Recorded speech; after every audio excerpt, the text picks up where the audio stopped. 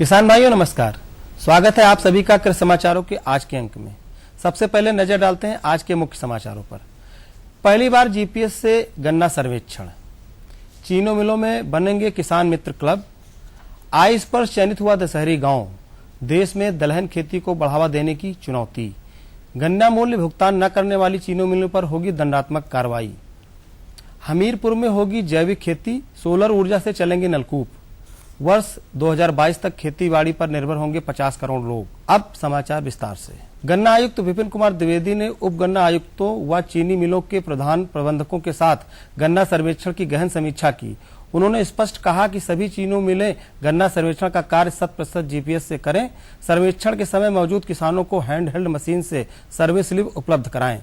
समीक्षा में सामने आया कि सहकारी क्षेत्र के मोरना, साथा और सुल्तानपुर मिल जीपीएस के बजाय मैनुअल सर्वे करा रहे हैं। इस पर गन्ना आयुक्त ने तीनों मिलों के जीएम को फटकार लगाते हुए तत्काल जीपीएस की व्यवस्था करने और उसी से सर्वे कराने के निर्देश दिए। उन्होंने कहा कि जीपीएस सर्वे से जहां गन्ना क्षेत्रफल में पारदर्शिता एवं शुद्धता आएगी, वहीं चीनी मिलों के समय व धन की बचत होगी। साथ ही गन्ना आयुक्त ने निर्देश दिए कि सभी जिला गन्ना अधिकारी क्षेत्र में भ्रमण के दौरान प्रगतिशील किसानों के अनुभवों की वॉइस क्लिप जरूर भेजें, ताकि उनके अनुभव का लाभ दूसरे किसानों तक पहुंच सके।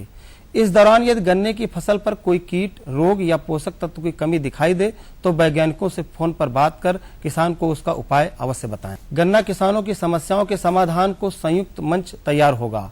प्रत्येक चीनी मिल में किसान मित्र क्लब स्थापित कर आपस में मिल बैठकर आम मसले निपटाए जाएंगे। क्लब में नामित प्रगतिशील किसानों के अनुभवों का लाभ सबको दिलाने और अधिकारियों के साथ समन्वय बनाया जाएगा।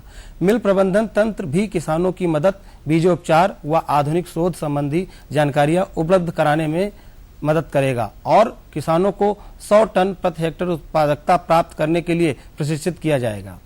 लखनऊ के काकोरी विकासखंड का दशहरी गांव आई स्पर्श गांव के रूप में चयनित किया गया है। पिछले दिनों लखनऊ के जिलाधिकारी राजशेखर ने दशहरी आम के मात्र पौधे का निरीक्षण किया। इस दौरान जिलाधिकारी ने गांव को पर्यटन स्थल के तौर पर विकसित करने के निर्देश दिए। जिलाधिकारी के मुताबिक अगले 3 माह में दशहरी आम के मदर टी व उसके आसपास के स्थानों पर सारी सुविधाएं उपलब्ध कराई जाएंगी। साथ ही मदर टी के विकास व सुरक्षा के सभी उपाय किए जाएंगे। आई स्पर्श के तहत गांव में सरकार की तरफ से सभी जरूरी सुविधाएं मुहैया कराई जाती हैं, जिनमें सड़क, बिजली, पानी और वाईफाई समेत अन्य शामिल हैं। दालों की बढ़ती खपत को पूरा करने के लिए आयात निर्भरता में लगातार वृद्धि हुई है। दलहन की मांग व आपूर्ति में लगातार संतुलन बनाने के लिए घरेलू खेती ही उचित विकल्प है। दलहन फसलों की खेती के लिए जरूरी उन्नत बीज, खाद और उपज के उचित मूल्य दिलाने की प्रणाली विकसित करने की सख्त आवश्यकता है। सरकार ने दलहन के समर्थन मूल्य में 425 रुपए प्रति क्विंटल तक की वृद्धि की घोषणा की है। केंद्रीय कृषि मंत्री राधा मोहन सिंह का मानना है कि इससे किसान दलहन खेती करने को प्रोत्साहित होंगे, लेकिन मुश्किल इस बात की है कि खाद्य मंत्रालय खुले बाजार के मूल्य पर दालें खरीद रहा है, जो एमएसपी के मुकाबले बहुत अधिक है।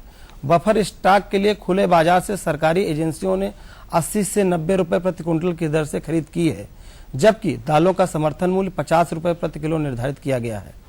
दलहन फसलों की खेती के प्रयास जरूर तेज किए गए हैं, लेकिन ये नाकाफी साबित हो रहे हैं। सबसे बड़ी मुश्किल दलहन फसलों के लिए उन्नत बीजों की भारी कमी है। आयुक्त गन्ना विकास एवं चीनी उद्योग ने प्रदेश के निजी क्षेत्र की ऐसी 36 चीनी मिलों की जिनका गन्ना मूल्य भुगतान प्रथम किस्त रुपए 230 प्रति क्विंटल की दर से 14 दिन पूर्व के अनुसार 90% या उससे कम है की बैठक आहूत की और चीनी मिलों को गन्ना मूल्य भुगतान में तेजी लाने के कड़े निर्देश दिए। भुगतान न करने वाली चीनी मिलों को दंडात्मक कार्रवाई किए जाने एवं वसूली प्रमाण पत्र निर्गत किए जाने की कड़ी चेतावनी भी दी गई। गन्ना विकास विभाग द्वारा कम भुगतान करने वाली चीनी मिलों की प्रतिदिन समीक्षा की जा रही है तथा ऐसी चीनी मिलों को गन्ना मूल्य भुगतान में तीव्रता लाने के निर्देश दिए जा रहे हैं। मुख्यमंत्री अखिलेश यादव ने कहा है कि उनकी सरकार राज्य में हाइब्रिड मॉडल पर सोलर ऊर्जा और बिजली दोनों ही नलकूपों का संचालन करेगी। इसके साथ ही सरकार ने बुंदेलखंड के हमीरपुर में जैविक खेती कराने का भी निर्णय लिया है। उन्होंने बताया कि सरकार राज्य में 6000 नलकूपों को हाइब्रिड मॉडल पर सोलर ऊर्जा के साथ ही बिजली से भी संचालित कराएगी। इससे किसानों को सिंचाई की सुविधा ज्यादा मिलेगी। देश में यह अलग तरह की सुविधा पहली बार यूपी में लागू होगी। इसके अलावा हमीरपुर में 50 हेक्टेयर भूमि पर जैविक खेती कराने का निर्णय लिया गया है। हमीरपुर के 7 विकास खंडों की 140 ग्राम पंचायतों में 140 क्लस्टर भूमि में जैविक खेती होगी। इस योजना पर 10 करोड़ रुपए खर्च होंगे। जैविक खेती से पैदावार बढ़ेगी तो उसके लिए सरकार मार्केटिंग की भी व्यवस्था करेगी। एक अनुसंधान की रिपोर्ट के अनुसार वर्ष 2022 तक 50 करोड़ लोग कृषि क्षेत्र पर निर्भर रहेंगे और प्रति व्यक्ति आय लगभग $1.5 प्रतिदिन रहने की उम्मीद है, जो कि गरीबी रेखा से मामूली ऊपर है। आइए अब रुख करते हैं प्रदेश की प्रमुख मंडियों की ओर और जानते हैं कि अनाज व सब्जियों के औसत थोक बाजार भाव किस प्रकार।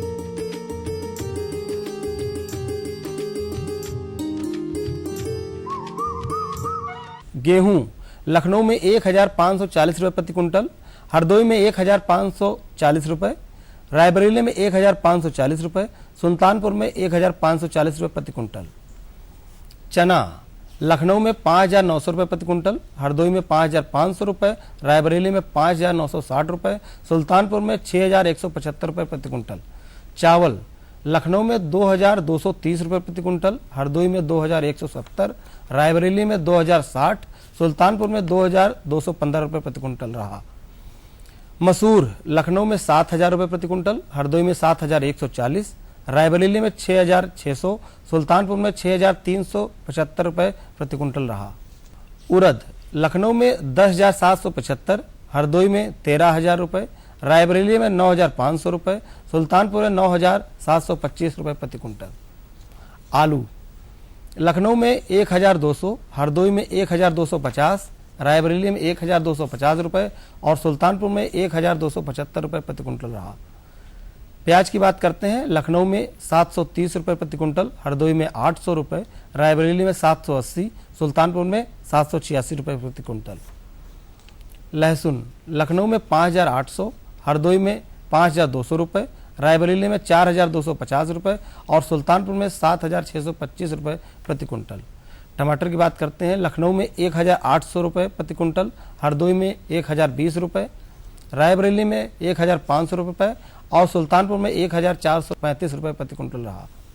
अदरक लखनऊ में 3300, हरदोई में 3000 रुपए, रायबरेली में 2400 रुपए, सुल्तानपुर में 3650 रुपए प्रति कुंटल।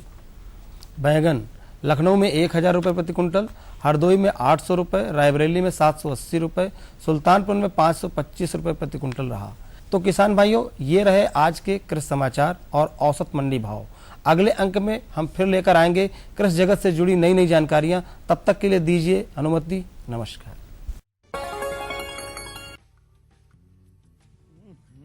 सब्जी में मसाला ज्यादा है। कितनी बार कहा है कि जितनी जरूरत हो बस उतना ही डाला करो। अरे मुझसे तो ऐसा कभी कभार होता है। और तुम जो हमेशा खेत में अनाप शनाप कीटनाशक डालते हो, उसका क्या? ठीक ही तो कह रही है बहू।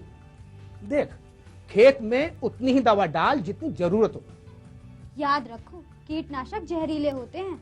डिब्बे पे लिखी सूचना के हिसाब से ही दवा डालनी चाहिए। पहले फेरोमोन ट्रैप, फ्लाइट ट्रैप, मित्र कीट, जैविक कीटनाशक आदि का इस्तेमाल करें। जरूरत पड़ने पर ही रासायनिक कीटनाशक का इस्तेमाल करें। छिड़काव सुबह या शाम दस्ताने, मास्क और पूरी आस्तीन वाले कपड़े पहनकर करें। हवा की दिशा में छिड़काव करते हुए पीछे जाएं। दवा के डिब्बे, छिड़काव यंत्र सुरक्षित जगह पर रखें। अब कुछ समझे क्या? हाँ, समझ गया मेरी रानी। अब ना करो नादानी। इसने पिला दिया ना तुझे पानी। जी जी जी। किससे बात कर रहे थे इतना हंस हंस कर? किसान कॉल सेंटर में विशेषज्ञ से खेती के बारे में सलाह ले रहा था। सुबह भी, रात को भी? किसान कॉल सेंटर सुबह 6 बजे से रात को 10 बजे तक खुलता है। रविवार को भी? साल के 365 दिन खुलता है। पर तुम ये सब क्यों पूछ रही हो? मैं तो कुछ और ही समझी थी। कृषि संबंधी समस्याओं का अपनी भाषा में तुरंत समाधान पाने के लिए पूरे भारत में किसी भी फोन से राष्ट्रीय हेल्पलाइन नंबर 1800-180-1551 पर संपर्क करें। अरे सुन तो। मुझे क्या सुनाना चाहते हो? जो सुनाओ मेरी सौतन को। किसको? अरे वही तुम्हारा मोबाइल फोन जिससे सुबह शाम दिन रात चिपके रहते थे और कहते थे किसान कॉल सेंटर से बातें हो रही हैं। अच्छा, ये बात है। हाँ, क्यों? क्या हुआ? अब बात नहीं होती क्या? अब तो झट से बात हो जाती है। ऐसा क्या? हाँ, अब तो ज्यादा लाइनें और खास तकनीक के कारण खेती के माहिरों से तुरंत बात हो जाती है। और अगर कभी लाइन व्यस्त हो तो अपनी समस्या फोन पर रिकॉर्ड करा दो, वहाँ से फोन आ जाता है और समस्या की हल का मैसेज भी आ जाता है। ये देखो आ गया। अरे वाह, इसका मतलब इंतजार की घड़ी अब खत्म। हाँ, तभी मैं सोचूं कि आजकल मुझ पर इतना प्यार क्यों आ रहा है। कृषि संबंधी समस्याओं का अपनी भाषा में तुरंत हल पाने के लिए पूरे भारत में किसी भी फोन से हेल्पलाइन नंबर पर संपर्क करें। किसानों का दोस्त किसान कॉल सेंटर।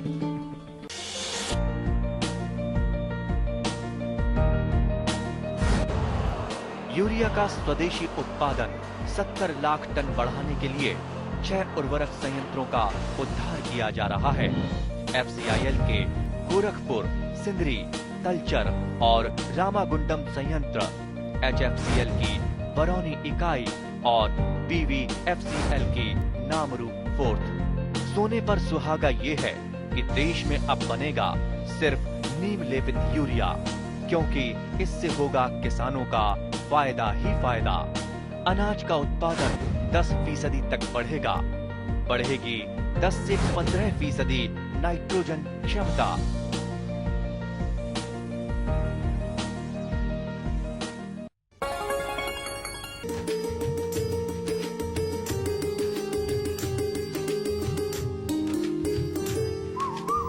किसान भाइयों नमस्कार। कृषि समाचारों के बाद आपका स्वागत है आपके अपने कार्यक्रम कृषि दर्शन में। किसान भाइयों, परजीवी चाहे पौधे के हों या पशुओं के, वो हर सूरत में हमेशा ही नुकसान पहुंचाते हैं। मात्र पौधा या पशु हमेशा उत्पादन उसका प्रभावित होता है उससे। तो इसी संबंधित है हमारा आज का विषय, परजीवियों का दुग्ध उत्पादन पर प्रभाव एवं उससे बचाव।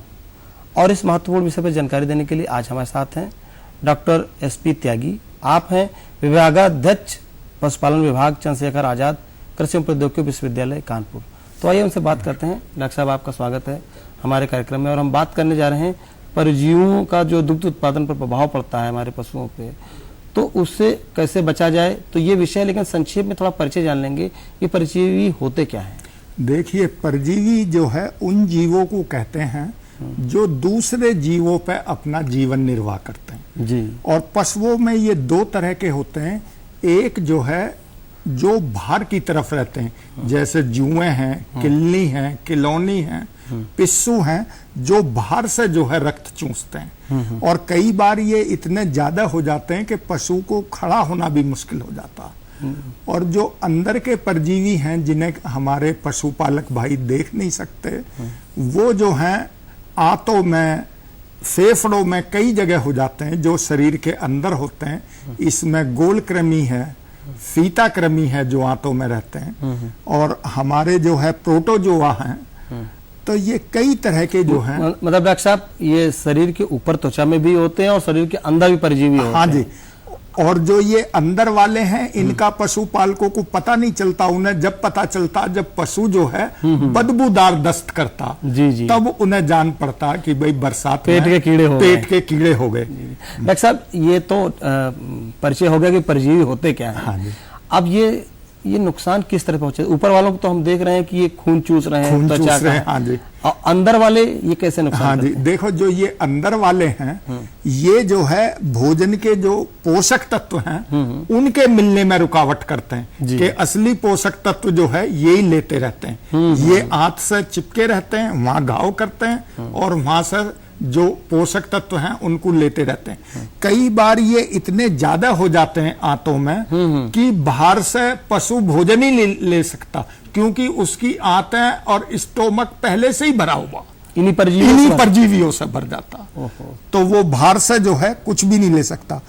तीसरे, ये पशुओं के ऊतकों को नष्ट करते हैं और त्वचा को जो है पूरी तरह से नष्ट कर देते हैं, जो खून चूसने वाले हैं। तो ऐसी स्थिति में जब बहुत ज्यादा बढ़ जाता हो तो हमारा पशु जो है मर भी सकता है। हाँ, मर भी सकता है इसमें जी। अगर बहुत ज्यादा हो जाते हैं, तो अगर आपने उपचार नहीं करा तो इसमें पशु जो है मर भी जाते हैं। और फिर ऐसा नहीं कि ये पोषक तत्व वो ही कर रहे हैं, ये जो है विभिन्न प्रकार के नुकसानदायक पदार्थ भी छोड़ते हैं, जिनको टॉक्सिन्स कहते हैं। इससे कई तरह की जो है अन्य बीमारियां हो जाती हैं। अच्छा, कहीं भी जैसे बाह्य परजीवी हैं, ये कट लगाते हैं तो इससे बहुत सारे बैक्टीरिया जो हैं वो पशु के अंदर चले जाते हैं। मतलब इनसे और भी बीमारियां होने का खतरा रहता है। हाँ, बहुत सारी बीमारियां इनसे होती हैं, खतरा ही नहीं होती हैं। कई बार जो फेफड़ों के कीड़े हैं वो फेफड़ों में अंडे देके वहीं मल्टीप्लाई करते रहते हैं, तो फेफड़ों को नष्ट कर देंगे तो पशु ऐसे ही मर जाएगा। जी जी। इन टॉक्सिन्स की वजह से पशु को जो है जलन होती रहती है कि चूंकि टॉक्सिन्स हैं तो वो बेचैन रहता, और इनके जो है कोई भी पदार्थ जो है ऐसे पशुओं से, चाहे दूध हो चाहे मीट हो, वो लेने लायक जो है ग्रसित पशु से लेने लायक नहीं रहता। नहीं तो और नुकसान हो और सकता नुकसान है। डॉक्टर साहब, हम जानेंगे कि जो हमारे पशु हैं जो दुग्ध उत्पादन करते हैं या मांस के लिए यूज करते हैं, उनमें प्रमुख कौन सी बीमारियां इनसे होती हैं, परजीवियों से, जिससे ज्यादा नुकसान होता है, उनके बारे में चर्चा करें। देखिए, जैसे प्रोटोजोआ है परजीवी, इनसे सर्रा एक ऐसी बीमारी है, ये प्रोटोजोआ जो है ब्रेन में चला जाता, मस्तिष्क में, और पशु जो है वो पागलपन के लक्षण जो है दिखाने लगता, आंखें लाल हो जाती हैं। जी जी। और 2-3 दिन में अगर सही उपचार नहीं हुआ तो वो मर जाएगा। कई बार यही प्रोटोजोआ जो है उसके पेशाब के तंत्र में आ जाता, यूरिनरी सिस्टम में। लोग कहते हैं कि देखो साहब, हमारा पशु जो है वो खून का पेशाब करने जी, ऐसा देखा है। लेकिन वो खून नहीं होता वास्तव में, वो मर के प्रोटोजोआई जो है आते हैं। वो सेम प्रोटोजोआ है, मस्तिष्क में चले गए तो सर्रा, और अगर यूरिनरी सिस्टम में है तो बबेसियोसिस है, और इसकी कॉक्सीडियोसिस है, खूनी पेचिस जो है लग जाते हैं इन प्रोटोजोआ से, और थिलियरोसिस है। तो कई तरह की बीमारियां, फिर आपके जो है मलेरिया है, एनीमिया है ब्लड चूसने की वजह से, आंतों में रहते हैं, गैस्ट्रोएंट्राइटिस है, खुजली है, और दस्त जो है मैं बता रहा था कि बड़े बदबूदार दस्त होते हैं, और ये पहचान है कि भाई जुलाई में अगर बहुत बदबूदार दस्त कर रहा जानवर हमारा, तो समझ लो उसके पेट में कीड़े हैं। और दुग्ध उत्पादन तो बिल्कुल ना के बराबर हो जाता, इतना दुग्ध उत्पादन गिर जाता, क्योंकि जहां हमारे पशु के सर्वाइवल की बात है वहां दुग्ध उत्पादन तो बाद की बात है। खुद सर्वाइव नहीं कर पाएगा तो दुग्ध उत्पादन प्रभाव पड़ेगा। बिल्कुल। तो ये आपने 3-4 बीमारियां आपने जो बताई, खून का जो पेशाब करना, मस्तिष्क में चले जाना, त्वचा में खून चूस लेना, एनीमिया, खून कमी, कई ऐसी बीमारियां हैं। तो सबसे महत्वपूर्ण बात यह है कि हमारा जो किसान भाई है, जो पशुपालन करता है, वो सजग कैसे रहे कि ये स्थिति ना आवे। पहली बात, यदि स्थिति आ गई है तो उससे निपटारा कैसे हो? पहली बात तो हम जो है रोकथाम की करते हैं उमेश भैया, चूंकि बचाव हमेशा जो है ठीक रहता है, इसमें खर्चा भी कम आता और पशु को भी ज्यादा दिक्कत नहीं होती।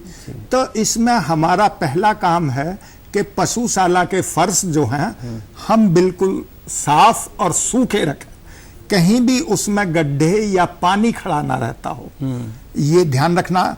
गंदे पानी या चारागाह में पशुओं को नहीं ले जाना चाहिए, क्योंकि मैं बीच में रोकूंगा। हाँ जी। जब ये सफाई करते हैं पानी से, तो क्या कोई दवा भी मिलाने की संस्तुति करते हैं? हाँ जी, इसमें हम कहते हैं कि आप जो है समय समय पे अल्टरनेट डे या 4 दिन में उसके साथ फिनाइल और मिलाते रहें, जिससे सफाई जो है आपकी बढ़िया हो जाएगी। फिनाइल मिला के हाँ, सफाई करनी चाहिए पशुशाला की।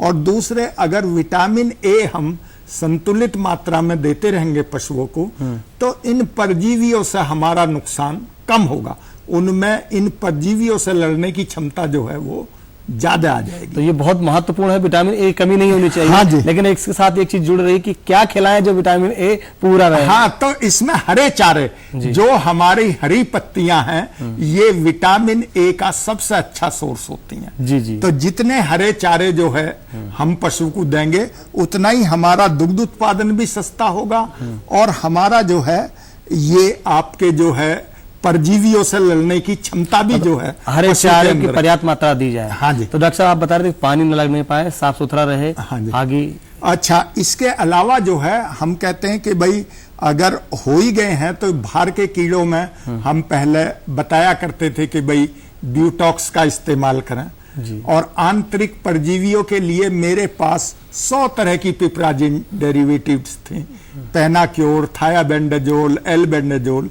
लेकिन अब जो है हमारे पास में एक ऐसा केमिकल आ गया है आइवरमेक्टिन। ये जो है अंदर और बाहर के कीड़ों को जो है एकदम 2 घंटे में साफ कर देता। क्या नाम बताया आपने? आइवरमेक्टिन। आइवरमेक्टिन ये इंजेक्शन है। हाँ जी, ये इंजेक्शन है। ये बड़े पशुओं में 5 ml। ये जो है हमें जुलाई में लगवाना है। 6 महीने तक इसकी इम्यूनिटी रहती है। फिर हम जो है इसको दिसंबर जनवरी में फिर लगा सकते तो हैं। डॉक्टर साहब, आइवरमेक्टिन हर प्रकार के परजीवियों से निजात दिला देता है? दोनों तरह के परजीवियों चाहे से, अंदर हो चाहे अंदर हो चाहे बाहर हो, 2 घंटे में सब परजीवी आपके साफ हो जाएंगे। ये अभी 4-5 साल पहले से ये इंजेक्शन नहीं आया। डॉक्टर साहब, ये तो चूंकि आप इससे जुड़े हुए हैं, आप विभागाध्यक्ष हैं, आपको ये दवा, हमारे तो किसान को जो पशुपालन देश में कर रहे हैं उन लोगों को ना तो इसका नाम पता है, ना इसकी उपलब्धता होगी, इनको कैसे मिलेगा ये? नहीं, ये बहुत नामों से है, सब कंपनियां बना रही हैं, कोई कंपनी छूटी हुई नहीं है जो इस इंजेक्शन को अब ना बना रही है। मतलब उपलब्ध है बाजार में? बाजार में इजीली उपलब्ध है ये जी। और ये बड़े पशुओं में 5 ml की इसकी डोज है और छोटे पशुओं में, बकरी हो चाहे छोटे बच्चे हों, उनमें 2 ml की है जी। और जो हमारे कुत्ते हैं इनमें जो है 0.5 ml जो है। कुत्ते के भी परजीवी ये फट से साफ करेगा, चाहे अंदर के हों चाहे बाहर के। जी, मतलब इसका प्रयोग करने से इससे निजात मिल जाएगी। हाँ जी। डॉक्टर साहब, बात तो इस पे और लगातार हो सकती है, और लेकिन हम सुई हमारी इशारा कर रही है कि कार्यक्रम को समाप्त किया जाए। आप हमारे कार्यक्रम में आए और आपने जो है परजीवियों का जो दुग्ध उत्पादन प्रभाव पड़ता है उसके बारे में जानकारी दी, इसके लिए आपका बहुत बहुत धन्यवाद।